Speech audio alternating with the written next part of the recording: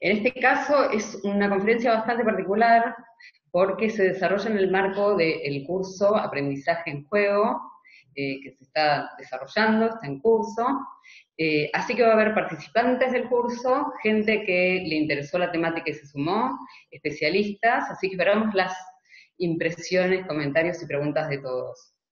Y lo que nos dio este curso es la oportunidad de acercarnos a autores como James Paul Gee, como Carlos Escolari, Gonzalo Frasca, Burbules, y sentimos que tienen, cada uno desde su perspectiva, algunos, algunas miradas en común sobre la atención que se está poniendo a cómo aprenden los jóvenes fuera de la escuela, sobre la mirada en relación a la ubicuidad de la tecnología, a los nuevos alfabetismos.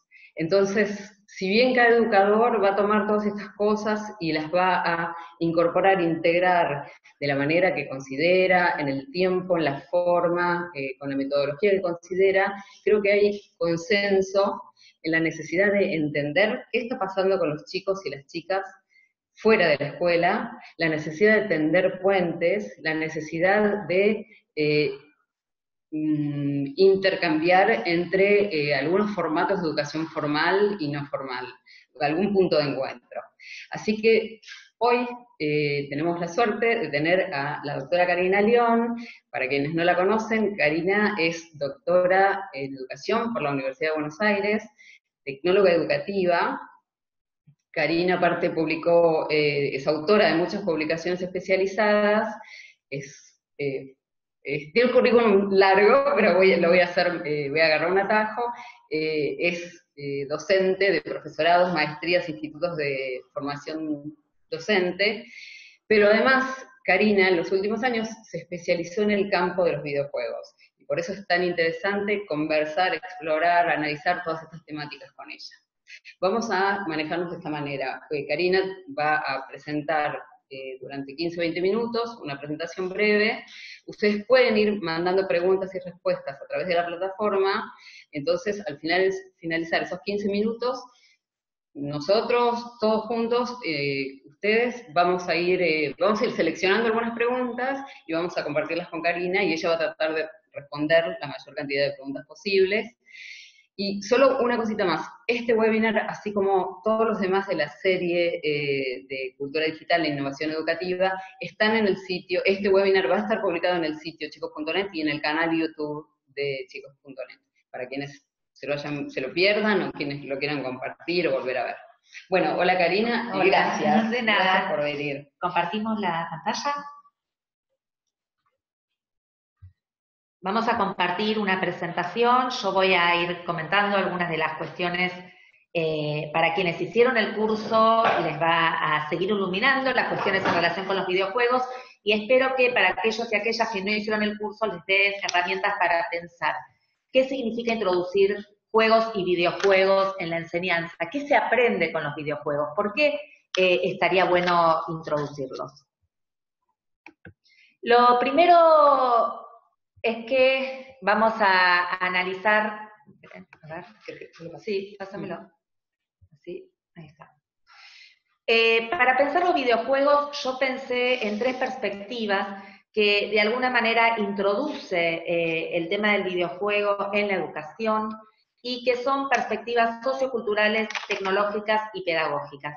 ¿Por qué estas perspectivas? Primero porque el videojuego es un objeto cultural. El videojuego no surge de la educación, no están hablando de videojuegos que se usan en la educación o actividades lúdicas, y vamos a ir diferenciando esto, que se introducen para la educación, pero es un objeto cultural, como las series u otros objetos de la cultura. Vamos a ver propiamente dicho como objeto tecnológico qué implica un videojuego y además qué nos aporta desde la perspectiva educativa. Desde la perspectiva sociocultural, me gustaría, y yo sé que no enmarca específicamente el tema de los videojuegos, decir que en lo que es tecnologías hay una especie de dos discursos, ¿no? Hay dos discursos que son ambos fuertes y ambos contrapuestos. por un lado, el discurso de la tecnología como lugar de control, lugar de dependencia, y esto también en relación con los videojuegos. Cuánto tiempo niños y niñas pasan jugando, cuánta dependencia tienen de la tecnología. Y por otro lado, el lugar del realismo mágico, que es pensar que las tecnologías nos cambian nuestras vidas y nuestras maneras de pensar. Entre estos dos discursos es que nos vamos a mover porque hay matices. Los discursos de la tecnodependencia y el control y los discursos del realismo mágico lo que nos marcan son dos grandes tendencias en lo que es tecnologías, y es pensar que los videojuegos nos cambian radicalmente las maneras de aprender o nos hacen totalmente dependientes, ¿no? Y quiero dejar este diálogo, ¿no? Y este marco como para entender que en el medio es donde nos vamos a mover, que tiene aspectos de tecnodependencia y aspectos de realismo mágico. En este sentido, entender la capa tecnológica es relevante. Primero, ¿de qué hablamos cuando hablamos de videojuegos? ¿De qué hablamos cuando hablamos de gamificación? ¿Qué son los videojuegos serios?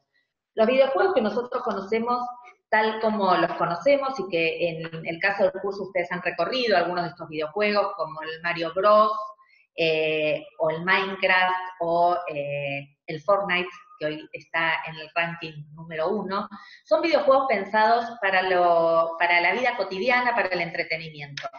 Esto no implica que no aprendan cosas. Vamos a ver qué aprenden en relación con estos videojuegos cuando se usan en ambientes no formales, que no es el ambiente de la escuela. El videojuego serio es un videojuego pensado directamente para capacitar, para formar, para la educación. Y esta es una primera distinción para hacer. Nosotros siempre decimos, hay manuales pensados para la escuela y hay manuales que no están pensados para la escuela, pero se usan en la escuela, ¿no? Y esta es una primera distinción para hacer. La otra distinción tiene que ver con la gamificación, que es estrategias lúdicas que se introducen en el aula, que tienen que ver con las estrategias que usan los videojuegos, pero no son en sentido estricto un videojuego entero, ¿no? Y vamos a también ir jugando con esa diferenciación. Por otro lado, lo que nos trae en la capa tecnológica es la idea de una ruptura de la linealidad. La escuela, en general, está acostumbrada a un discurso bastante lineal, ¿no? El docente explica, el alumno aplica, verifica, hay una secuencia lineal progresiva que es difícil de romper, ¿no? Que en general tiene que ver con la explicación, la aplicación.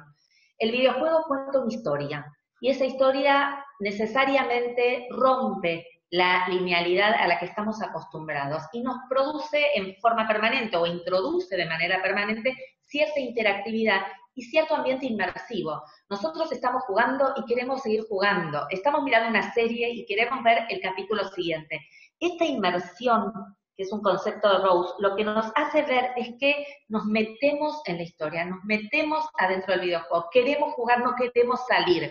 Imagínense clases donde nos pasara esto, ¿no? Entramos y queremos ver qué va a pasar la clase siguiente. No quiero salir de la clase, porque la clase me atrae tanto que quiero ver cuál es el siguiente nivel, ¿no? Esto es la capa tecnológica.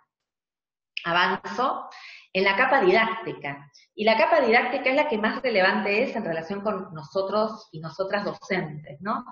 La capa didáctica lo que hace es pensar los videojuegos como escenarios para la construcción de experiencias. ¿Qué es esto?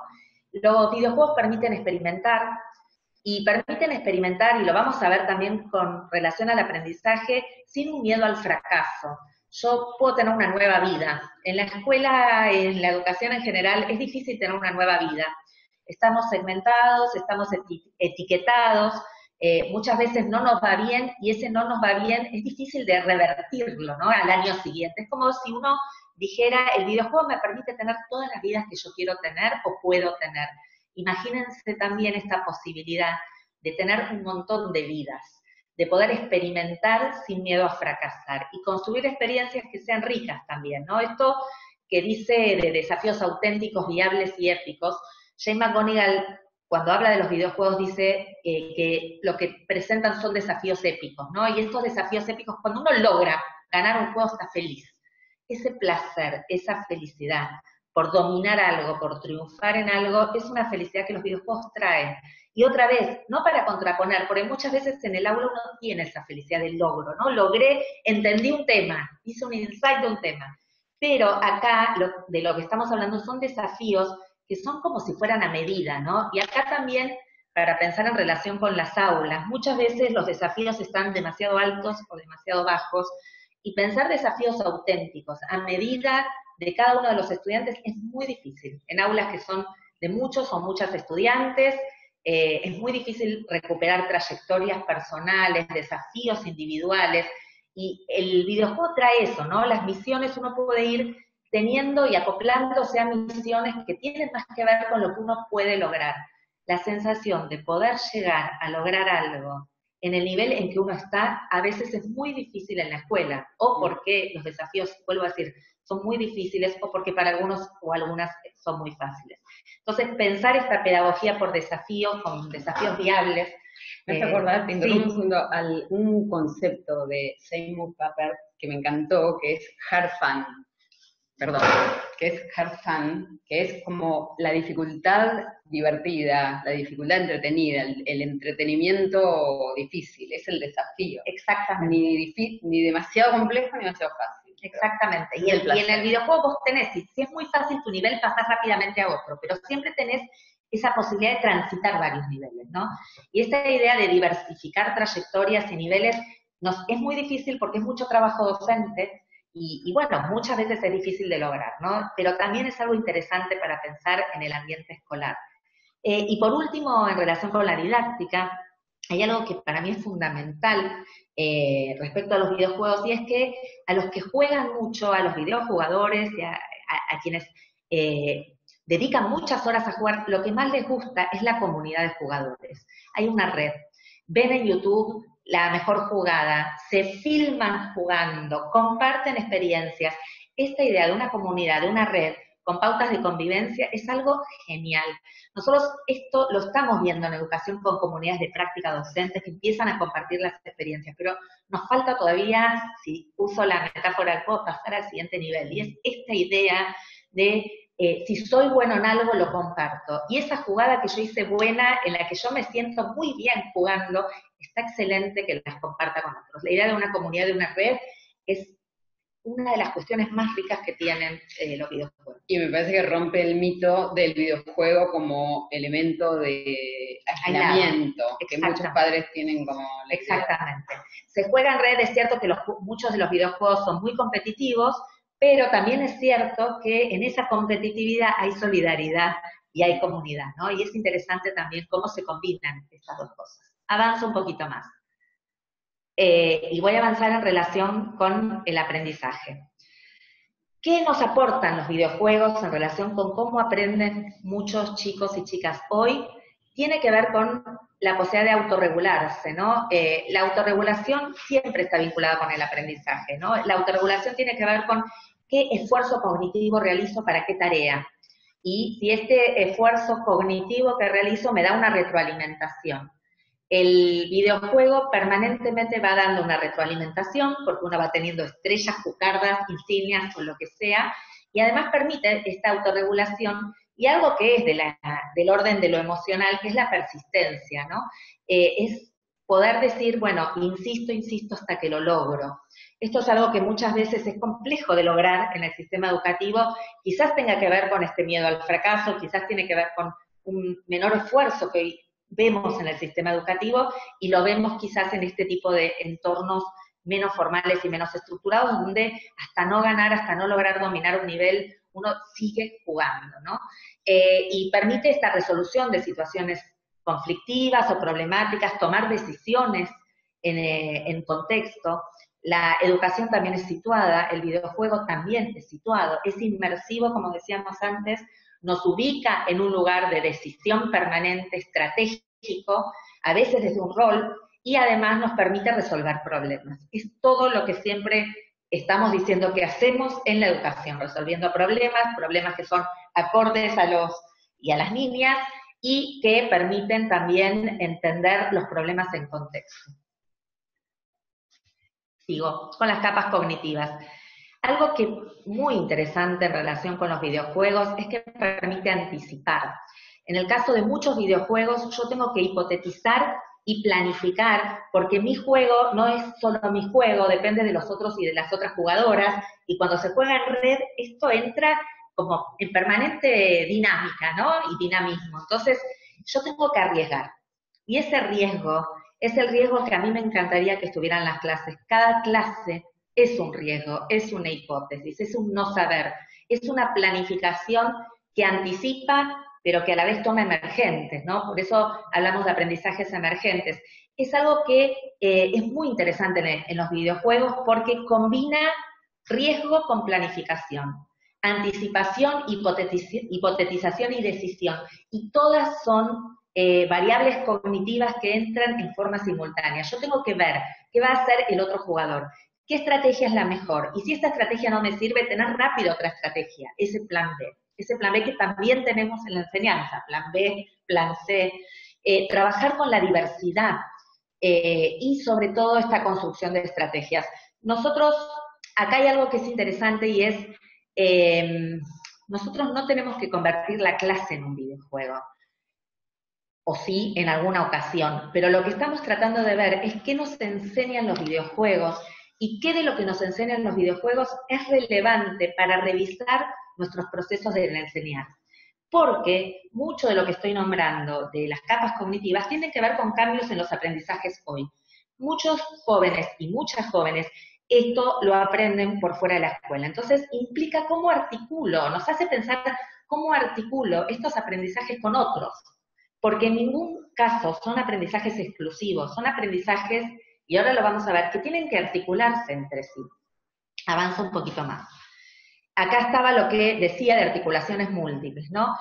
Nosotros, en general, como docentes, estamos siempre muy preocupados por los contenidos y por el currículum, y está bien que así sea, pero ¿cómo articulamos el contenido curricular con aprendizaje de nuevo tipo, con lo que se aprende fuera de la escuela, con la comunidad educativa, con los problemas de la cultura, con los problemas del planeta, si uno quisiera, ¿no? Entonces, este juego de articulaciones múltiples es necesario revisarlo, ¿no? Pero por otro lado, la perspectiva del juego es el placer por el juego mismo. Y acá me detengo para pensar juntos y juntas en qué momento uno perdió ese placer por la educación, o a veces nos pasa que como docentes ese placer es necesario recuperar. El placer de aprender, por supuesto, por parte de los estudiantes y de las estudiantes, y el placer nuestro por seguir enseñando. Ese placer que está en el juego, de jugar por jugar, de divertirse, de pasarla bien, de tener un desafío, es también interesante para revisar qué sucede en nuestras aulas, ¿no? En relación con eso, con la imaginación y la creatividad. No porque el aula no sea un lugar de imaginación y de creatividad, pero sí porque tenemos que seguir pensándola justamente como un lugar de placer por el aprender, de imaginar y crear mundos posibles.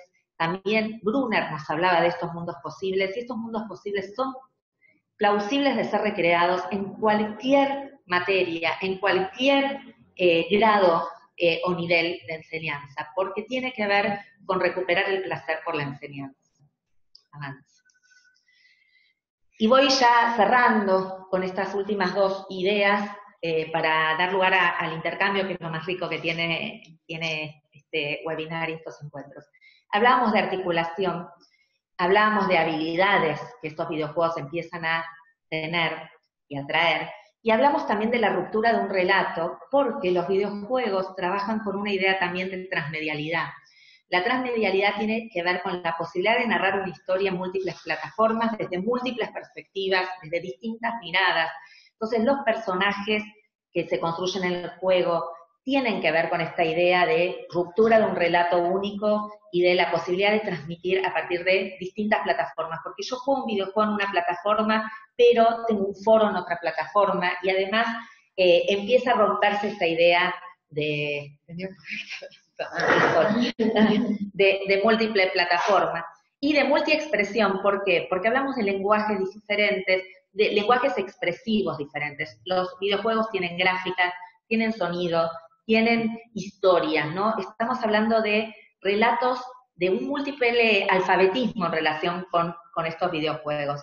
Y también, y esto va a ir yendo a lo que, digamos, para finalizar, permite empoderarnos, porque cuando uno siente que domina algo y que puede pasar a otro nivel, y que puede pasar a otro nivel, y se plantean desafíos relevantes, bueno, estamos empezando a sentir que tenemos no solamente más motivación, sino que nos empoderamos como sujetos. Esto también tienen los videojuegos, la posibilidad de ser buenos en algo, ¿no? Y de lograr cierto triunfo en algo, y muchos chicos y muchas chicas que se sienten muy seguros jugando, a veces no tienen esa seguridad, ¿no? Y es verdad que son mundos distintos, pero son mundos en diálogo y en articulación, que es lo que quiero mostrar, ¿no? Para ir cerrando, y acá detenerme, ¿no? Y en la última idea, como para que hagamos un intercambio, esta motivación, este placer, este recuperar la cuestión de aprender por aprender.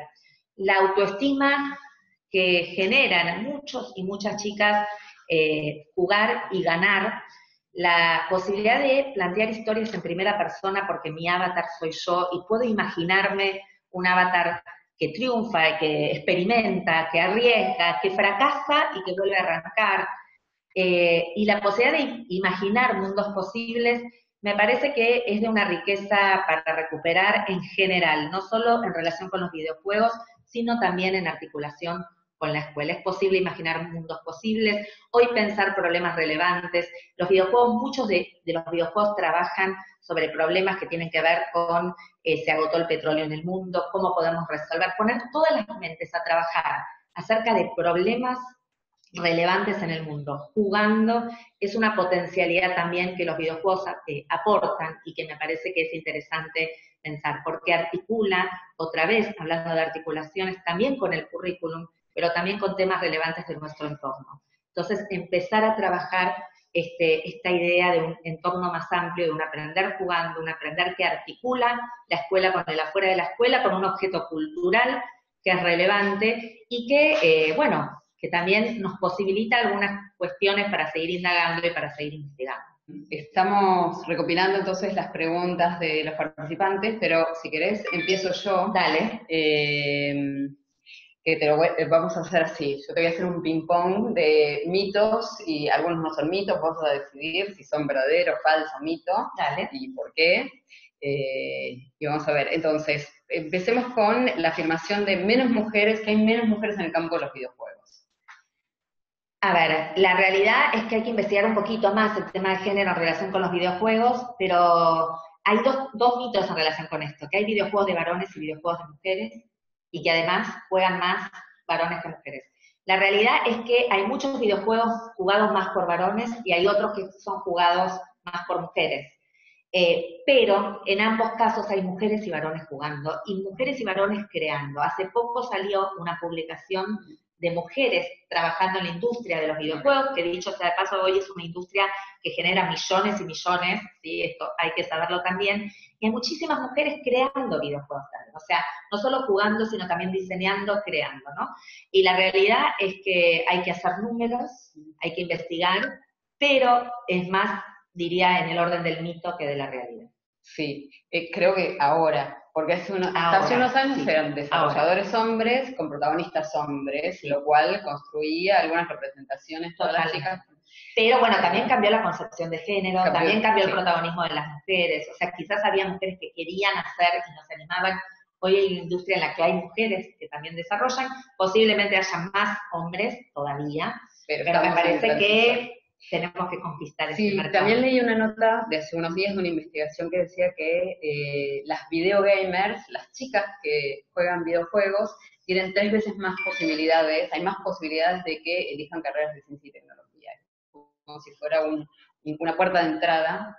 Bueno, ojalá que así sea, ¿no? Bueno, lo segundo tiene que ver un poco con los videojuegos generan adicción, y esto está muy, muy conversado, incluso la Organización Mundial de la Salud consideró la adicción a los videojuegos como una patología, un enunciado que es un poco confuso y que despierta distorsión en cuanto al, ¿no? Pero igualmente, mientras yo te escuchaba acerca del carácter inmersivo del videojuego, que no quiero salir, bueno, está buenísimo, sí, pero también genera otra cuestión, ¿no? Genera cuestión también como una serie. La gente que hace maratones de series ve una serie quizás una serie, bueno, dicho sea de paso, yo me veo así la serie, quiero decir, pero entras a una serie y a veces no salís de la serie, ¿no? Y es el carácter inmersivo. De ahí hablar de adicción es complejo, ¿no? Porque hay que definir qué es una adicción. También hoy salió una nota en Infobae acerca de la adicción al celular. O sea, lo que hay que ver también, y esto en relación con las tecnologías en general, es el tema de los límites, ¿no? En relación con los usos de las tecnologías. Pero me parece que acá también vale una consideración didáctica y pedagógica, y es que en general también vale para todas las tecnologías. ¿Cuándo se justifica introducir en la clase un videojuego o una tecnología? Se justifica siempre, y para mí no. Se justifica si enriquece, se justifica si potencia, se justifica si permite comprender temas que de otra manera no los entendería. Hay videojuegos que permiten, el Minecraft se está usando mucho, sí. El Minecraft te permite construir una noción de espacio interesante, de ubicarse en el espacio de manera interesante. Entonces, bueno, ver cuánto se justifica, cuáles, ¿no? Pero esto en realidad vale para toda la tecnología, ¿no? ¿Cuándo, para qué, por qué introducir? Sí, creo que todos estos conceptos se aplican tanto a educadores en su rol como papás, mamás que se hacen todas estas preguntas. Otra cuestión que está sobrevolando es el Fortnite, sí, que promueve violencia, bueno, hay un montón de cosas. Sí, yo en eso soy bastante tajante y es, y es una opinión netamente personal, y es que hay más violencia en el mundo que en el videojuego. Y vivimos y transitamos situaciones de violencia permanentemente. En este sentido es cuando, y también hay mucha literatura al respecto, cuando se decía que, por ejemplo, Tom y Jerry generaban violencia. Algunos quizás saben o no saben, Tom y Jerry, ahora se me está matando el sol, Tom y Jerry es son unos dibujos animados, pero uno lo podría trasladar, me voy corriendo por el sol, ahí está. Uno lo podría trasladar a cualquier dibujo animado, ¿no? Y decir, ver Tom y Jerry genera violencia. En realidad, vuelvo a decir, la violencia está en el mundo, y por jugar un videojuego no es que genere más violencia, porque hay mediaciones. En general, los videojuegos, y esto está bueno también que nosotros sepamos a qué juegan nuestros niños y niñas en casa, desde la escuela, como padres, como madres. Lo que quiero decir es que antes de condenar, está bueno que sepamos. El Fortnite es un juego sumamente complejo de estrategia, además tiene una lógica inmersiva episódica con series, además yo tengo que generar estrategia para que el otro, para yo sobrevivir y ser el ganador. O sea, está bueno saber qué implica cada juego, qué mediaciones desde los adultos podemos hacer. Pero estas mismas mediaciones son cuando salís de la escuela y alguien te roba, u otras situaciones. No estamos exentos de violencia, no me parece que sean los videojuegos los que generen más violencia. En todo caso servirán para mediar como adultos, diría Jesús Martín Barbero, y además para trabajar el tema con nuestros niños, ¿no? Y de alguna manera la canalizan por ahí. Los chicos cuando juegan con armas también necesitan canalizar. Los juegos son juegos que transmiten emociones y muchas veces canalizan miedos. Y hay que dar lugar a esos miedos, no hay que tenerle miedo a ese miedo, ¿no? Pero aparte tienen claro que eso es dentro del marco del juego. Lo tienen clarísimo, los juegos, y esto quizás no lo dije tan tajantemente, tienen reglas. Y los chicos cuando juegan los juegos y los videojuegos tienen reglas, conocen las reglas, no se salen de las reglas. Y esto también está bueno, porque las reglas son un marco. Estas mismas reglas que tenemos en el sistema y que a veces nos faltan como sociedad, los límites, las reglas, los juegos las tienen. Y de alguna manera enmarcan también cómo jugamos y a qué jugamos. Parece que una de las conclusiones, escuchándote, es acercarnos más al juego cuando están los chicos, las chicas jugando, y entender junto con ellos de qué se trata este videojuego, porque nos vamos a asombrar, hay como muchos prejuicios, nos vamos a asombrar que hay muchos valores, pero que solo los podemos descubrir viéndolos jugar y dialogando con ellos y ellas. Hay más preguntas, ¿Están llegando? Sí, acá, a ver, voy a intercalar con preguntas de los participantes. ¿Cuál es el momento oportuno para aplicar en el aula? Límites en el uso. ¿Cuál es el momento oportuno para aplicar en el aula? Los límites en el uso tienen que ver con lo que decíamos antes, ¿no?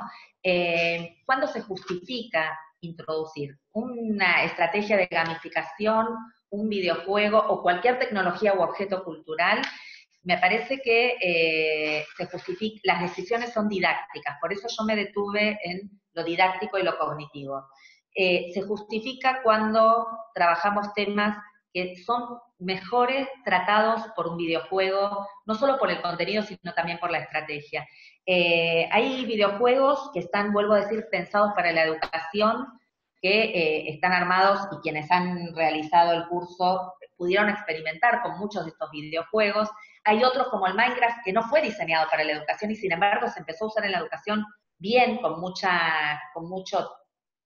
sentido pedagógico, ¿no? Entonces, no todo es videojuego, como no todo es tecnología, y me parece que sí, se puede jugar en cualquier parte de la secuencia didáctica, se puede usar toda una secuencia didáctica basada en la gamificación.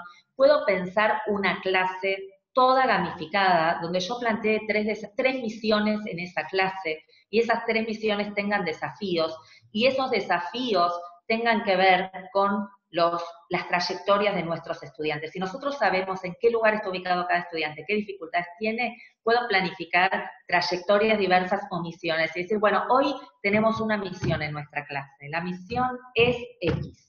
Y para eso les planteo 3 desafíos, grupo 1, grupo 2, grupo 3. Lo he hecho en la universidad. Los hice salir de la universidad, del aula universitaria, con lo que cuesta, cada grupo con 3 misiones distintas. Un grupo tenía que conseguir historias en Instagram sobre qué los marcó en la educación, otro grupo tenía que salir a indagar a qué juegan los adultos, si es que juegan, y eran misiones adentro del aula, ¿no? Y después venían cada uno y decíamos, bueno, este se merece ganar alguna estrella, este hizo bien su desafío. Se puede hacer también en la universidad. O sea, no hay una edad para jugar tampoco, ¿no? Lo limitamos en general al nivel inicial.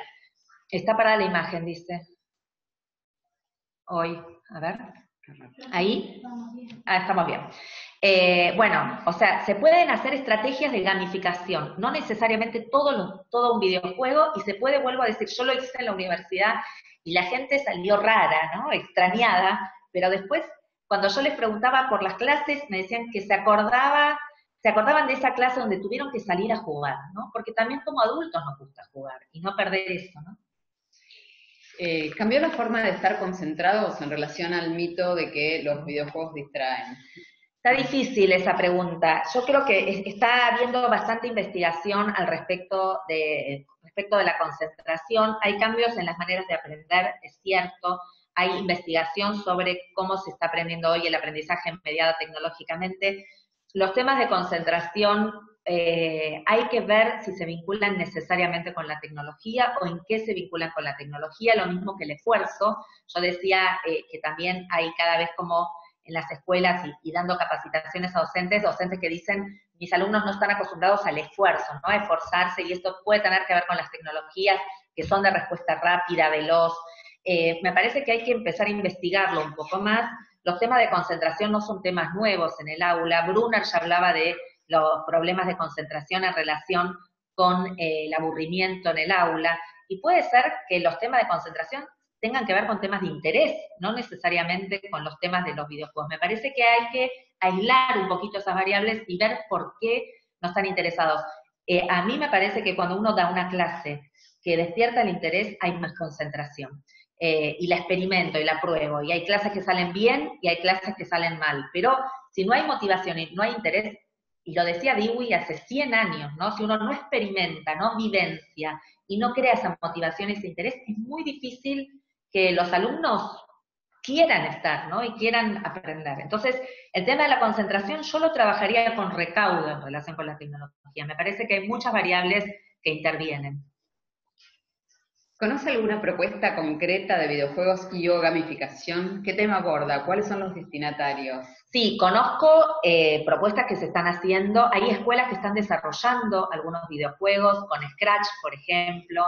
Hay programas y hay plataformas para el desarrollo de videojuegos. Eso también vi que estaba en el curso, o sea que se pueden empezar a programar los propios videojuegos. Scratch es una de las herramientas más usadas para eso. Y estrategias de gamificación empieza a haber en algunos lugares, en algunas escuelas, empiezan a trabajar, ¿no? Con estrategias de estas, ¿no? De desafíos, de misiones, etcétera. No todos, otra vez, no todos los contenidos ni todo el tiempo, porque imagínense un área donde todo sea plantear desafíos y plantear una gamificación. También terminan aburriéndose o desmotivándose. Es, otra vez, es de repente una estrategia de gamificación, ¿no? De repente introducir alguna herramienta para videojuegos o esto de programar los propios videojuegos. Nosotros estamos usando Unity, que es una herramienta para programar que no es tan compleja, también está Scratch, o sea, empieza a haber herramientas para crear personajes, también uno podría jugar al avatar en clase, y qué personaje sos, y qué personaje te gustaría ser, bueno, también ahí, ¿no? Otra es, si se aborda una situación problemática de la comunidad, del mundo, desde un videojuego, no se aborda verdaderamente porque es virtual y la problemática es real. Bueno, es una afirmación de un participante. Sí, en el Instituto del Futuro, Jay McGonigal, que lo pueden googlear y tiene además varias charlas, ellos hicieron una experiencia con un videojuego sobre el tema del agotamiento del petróleo. Y es interesante porque se puede hacer también con el tema del agua, ¿no? Y el agotamiento del agua en el planeta, porque el problema es real. La solución es verdad que está dentro del marco del videojuego, pero perfectamente una comunidad podría tomar esas soluciones que varias veces están pensando para resolver problemas reales. Y digo, lo real y lo virtual hoy son límites lábiles, ¿no? Porque cuánto hay de real en nuestras vidas y cuánto hay de virtual en nuestras vidas. Me parece que hace tiempo que los que trabajamos con tecnología estamos marcando dos límites borrosos, entre lo público y lo privado y entre lo real y lo virtual. Me parece que hay que aprovechar lo bueno que tiene esto porque también tiene su complejidad, ¿no? Pero bueno, empezar a trabajar esto. Es verdad, es en un entorno virtual, pero podría saltar perfectamente a resolver problemas reales, ¿no? ¿Pueden los videojuegos convertirse en instrumentos de evaluación? Mira, no sé quién hizo la pregunta. Nosotras desarrollamos un videojuego para evaluar habilidades socioemocionales que fue por encargo. Dudamos mucho acerca de este encargo de desarrollar un videojuego para evaluar habilidades socioemocionales, porque justamente estaba diseñado para evaluar. Los videojuegos en general trabajan sobre la idea del placer y muchas veces la evaluación no está ligada ni al placer, ni justamente son momentos más tensos, ¿no? Lo que nos resultó interesante es que si uno va a trabajar un videojuego para evaluar, tiene que armar una matriz con indicadores de qué es lo que va a evaluar. Y eso a veces es complicado, ¿no? De hacer. Nosotras para armar este videojuego tuvimos que pensar primero una matriz de indicadores, de habilidades socioemocionales, y para eso hay que trabajar mucho, ¿no? Yo no recomendaría usarlo para evaluación, salvo que uno dijera, necesito evaluar y mejor hacerlo de una manera descontracturada que de una manera contracturada, ¿no? Por otro lado, la evaluación va en relación con la enseñanza. Si yo enseño para la diversidad, si yo enseño para, según trayectorias, si yo enseño para la inclusión, tengo que evaluar de la misma manera. Y si no tengo un instrumento de evaluación que sirve para ser consistente con ese modelo de enseñanza, entonces podemos pensar en una estrategia lúdica evaluativa. La evaluación tiene que ser consistente con la enseñanza. Si yo enseñé de manera creativa, de manera imaginativa, dando lugar, incluyendo, por ejemplo, distintos tipos de aprendizaje, o chicos con necesidades educativas especiales, o lo que fuera, si yo enseño en la inclusión y en la diversidad, tengo que evaluar de la misma manera. Si no se me ocurre un instrumento de evaluación, puedo usar un videojuego. Pero otra vez, estamos hablando del uso pedagógico que hacemos de una herramienta, que puede ser un videojuego, puede ser cualquier tecnología, pero es un uso pedagógico que hacemos de una herramienta. Bien. ¿Se deben premiar los aprendizajes? Qué difícil, yo creo que sí, pero no al modo conductista, ¿no? De refuerzo permanentemente. Pero ¿a quién no le gusta que lo feliciten cuando hace algo bien o cuando se esforzó? Me parece bueno, que es inherente también a nuestra tarea docente, ¿no? A veces nos olvidamos de fortalecer la autoestima de nuestros estudiantes y está bueno también premiar, ¿no? Lo podemos hacer de manera más lúdica o lo podemos hacer de otras maneras. De hecho, la calificación es un premio o un castigo, permanentemente estamos premiando o castigando. Ahora, si premiamos para fortalecer la autoestima, bienvenida sea. Muchos chicos hoy necesitan fortalecer su lugar en la escuela, para quedarse en la escuela, para ser parte de un sistema que a veces no comprenden o les resulta ajeno, ¿no? Entonces, ¿por qué no premiar ese esfuerzo o fortalecer o alentar la autoestima, ¿no? Bien. No, yo tengo otra pregunta que tiene que ver con Karina, desarrolladora de videojuegos. ¿Cómo se piensa un videojuego? ¿Quién trabaja pensando un videojuego? ¿Cómo? Bien. Yo estoy desarrollando videojuegos educativos, con lo cual de lo que parto es o de problemas educativos o de gente que necesita resolver un problema educativo. Ahora estamos con un equipo de desarrolladores, que hay gente de arte, gente de programación, gente de contenidos, o sea, son equipos multidisciplinares que estamos desarrollando, por ejemplo, para el Nacional Buenos Aires, 2 videojuegos, uno para matemática y uno para lengua. El de matemática, por ejemplo, es de desafíos matemáticos, y el de lengua es una aventura gráfica, una especie de aventura gráfica en la que vos, digamos, una sobrina va a ver a su tía que es la bibliotecaria no está, pero le deja pistas, y esas pistas están en los libros, entonces tenés que comprender los libros, etcétera, etcétera. Entonces, me parece que primero hay que tener buenas ideas, segundo hay que ver para qué. Ningún videojuego viene a resolver todos los problemas de la enseñanza, como nada viene a resolver todos los problemas de la enseñanza, es muy compleja la enseñanza como para tener una herramienta que nos resuelva todo. Pero en general se piensan, cuando son videojuegos serios, educativos o para la formación, en algún problema o tema a resolver. Y en función de eso hay un equipo que trabaja pensando, ¿no? Con contenidos, con, bueno, nada, eso. Bien. Están pidiendo bibliografía web de interés. Y también, te digo las dos preguntas, ¿cómo los docentes podemos evaluar videojuegos?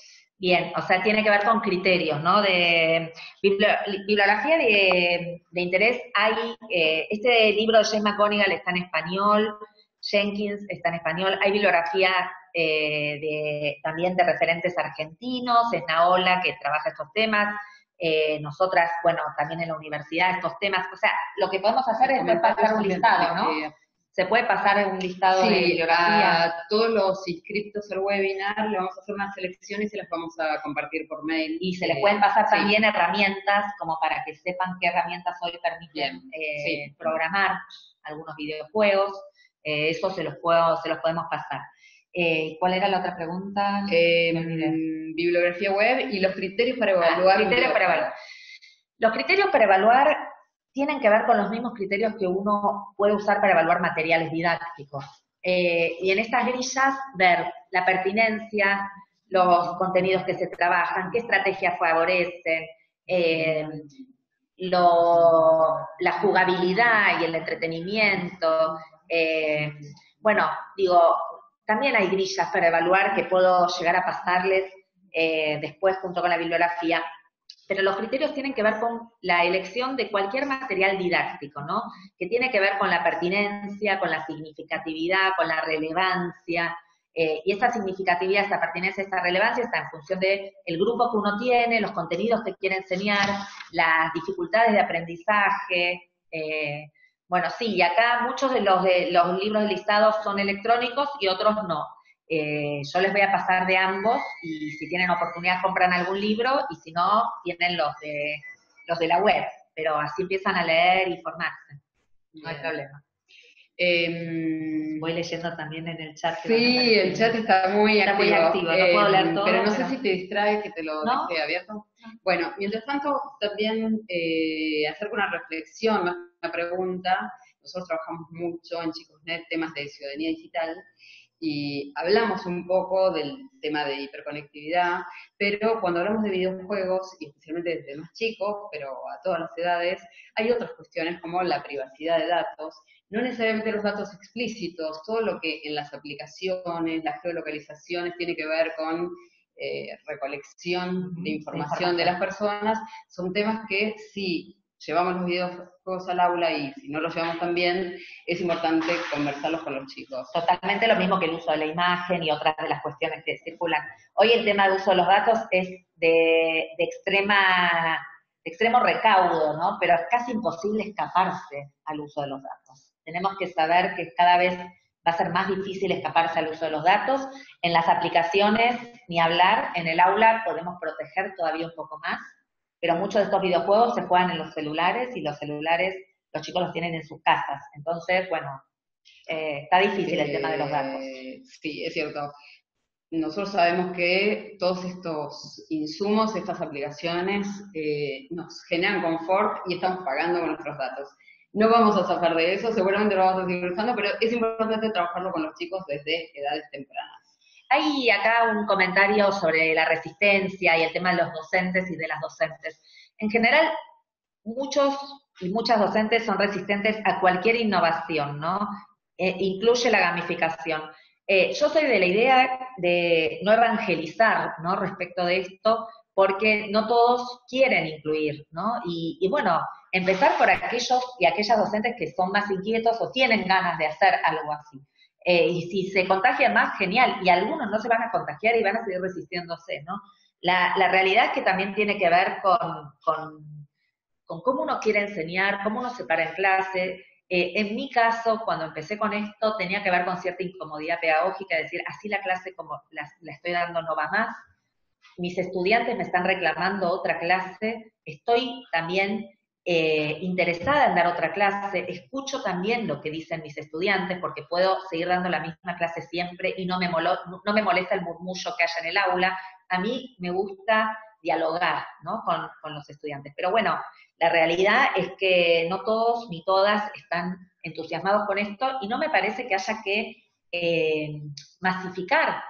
Tenemos que empezar por aquellas aulas donde querramos innovar. Si tenemos incomodidad y decimos, la clase así no me gusta más, quiero cambiar algo, ¿no? Bien. Otro comentario es enfatizar la diferencia, un pedido, enfatizar, sí. Explicar la diferencia entre incluir videojuegos en la clase y la gamificación. Lo hablamos un poquito, los cursantes ya están muy en tema, pero quizás no está tan claro para todos. Para todos, bien.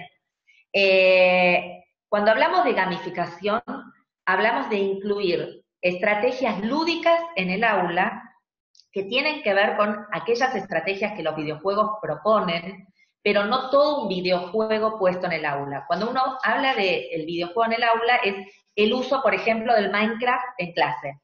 Ya uso un juego existente, o uno que inventé, no importa, pero uso entero el videojuego en clase. No elijo algunas estrategias lúdicas, y el término gamificación viene del inglés, ¿no? No uso todo el videojuego como objeto cultural en el aula con todo lo que aporta ese videojuego.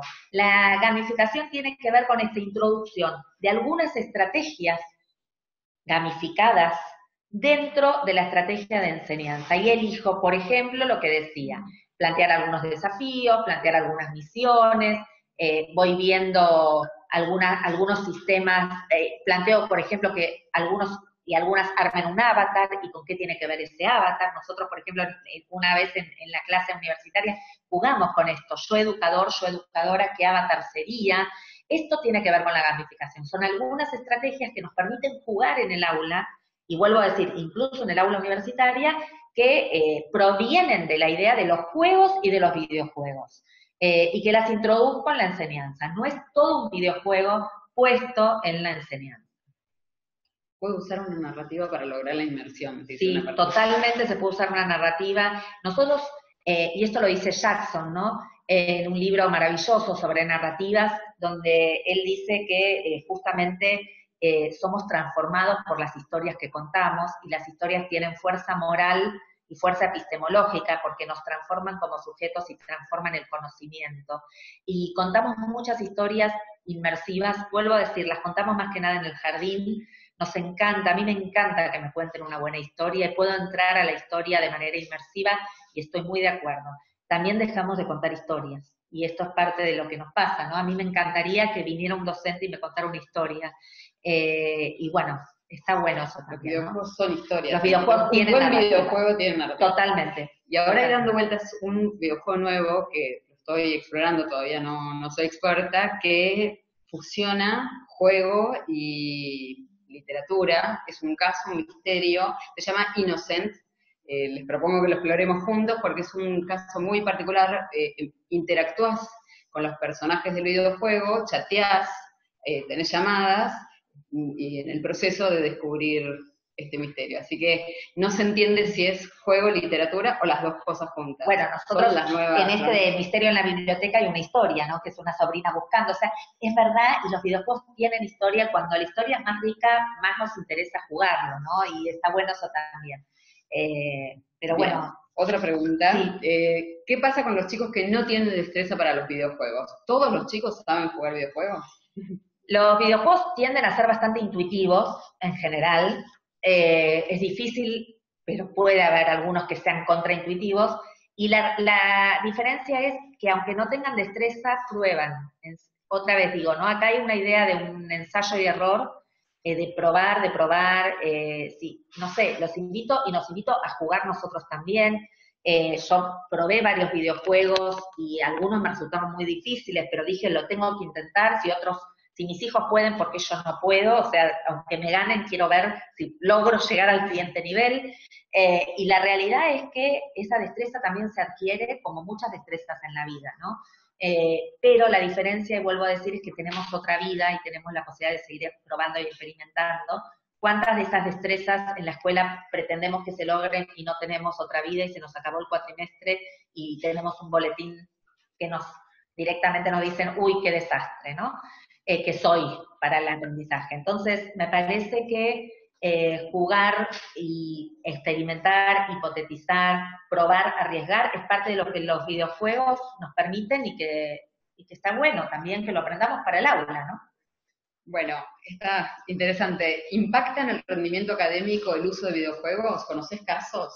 No conozco casos. Tengo un tesista que está investigando el tema. Me encantaría que avanzara en su tesis.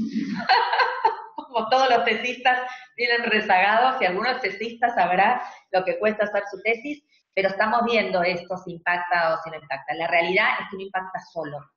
Por ahora estamos viendo que no impacta solo el videojuego, que impacta con otras variables, pero está working in progress, ¿sí? Ya loading, va a llegar en algún momento que esa tesis termine y se publique y se divulgue, ¿no? Bien.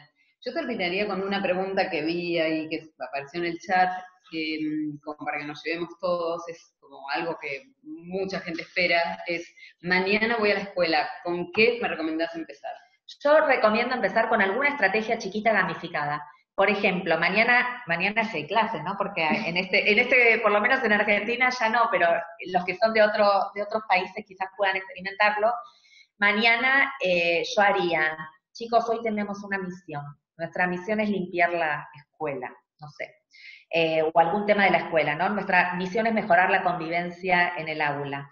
Tenemos para eso 3 desafíos. Pensar esos 3 desafíos y hacerlos y ver qué pasa, ¿no? Mañana se puede empezar con eso. Buenísimo. Bueno, y de ahí nadie nos para. Y de ahí hasta el infinito nivel, y más allá. Bueno, Cari, te agradezco muchísimo. Bueno, Karina nos va a seguir acompañando. Vamos a armar con Cari y el equipo un mail con la información que prometimos, recursos, videojuegos sugeridos, bibliografía, fuentes. Y además, este webinar dentro de unos días lo van a poder ver en el canal YouTube de Chicosnet o en nuestro sitio, como para volver a verlo, como para poder compartirlo con colegas. Muchísimas gracias. Gracias a ustedes por acompañar y a todos por los comentarios también que nos hicieron llegar. Gracias.